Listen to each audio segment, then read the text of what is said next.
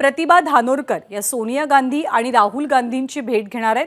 चंद्रपूरमधून आपल्याला उमेदवारी मिळावी यासाठी प्रतिभा धानोरकर दिल्लीला जाणार आहेत। प्रतिभा धानोरकर या बाळू धानोरकरांच्या पत्नी आहेत। बाळू धानोरकर काँग्रेसचे चंद्रपूरचे खासदार होते। मध्यंतरी त्यांचं निधन झालं आणि आता बाळू धानोरकरांच्या जागी त्या तिकिटावरती आपल्याला लोकसभेची उमेदवारी मिळावी यासाठी प्रतिभा धानोरकर प्रयत्नशील आहेत। सारंग पांडे आपल्याला माहिती देतील। सारंग, चंद्रपूरमध्ये एकीकडे शिवानी वडेट्टीवार तर दुसरीकडे प्रतिभा धानोरकर दोघींचेही जोरदार प्रयत्न सुरू आहेत। हायकमांड पर्यंत प्रतिभा धानोरकरांचा जाण्याचा विचार आहे। काय घडतंय चंद्रपूर लोकसभा मतदारसंघात? नव्यात आपल्या सर्वांनाच माहिती आहे की चंद्रपूर ही जी आहे ही काँग्रेसच्या दृष्टीने अतिशय महत्त्वाची आणि हाय प्रोफाईल सीट आहे। गेल्या अनेक महिन्यांपासून प्रतिभा धानोरकर यांनी त्यांचा प्रचारही सुरू केला होता।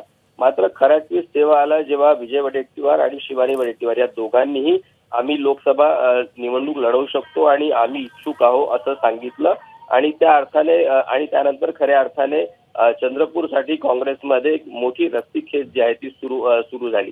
मुख्य म्हणजे हे सर्व सुरू असताना देखील हायकमांडनी आपला निर्णय अजूनपर्यंत दिलेला नाही आणि साहजिकच त्यामुळे जे काँग्रेसचे कार्यकर्ते आहेत त्यांच्यामध्ये एक मोठी चलबिचल आहे, एक मोठा संभ्रम आहे।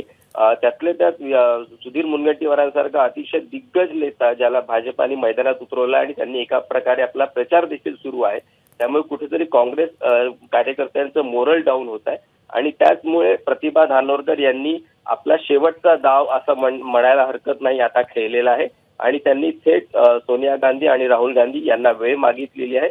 आज संध्याकाळी किंवा उद्या ही वेळ मिळण्याची आणि ही भेट होण्याची शक्यता आहे। मात्र प्रतिभा धानोरकर या मुंबईकडून दिल्लीकडे रवाना झालेले आहेत आणि मुख्य म्हणजे कालच त्यांनी एक ट्विट देखील केलं होतं। त्याच्यामध्ये त्यांनी म्हटलं होतं की आपलं तिकीट जे आहे ते फिक्स आहे, फक्त संयमाने वेळ बघा, आपण नक्की।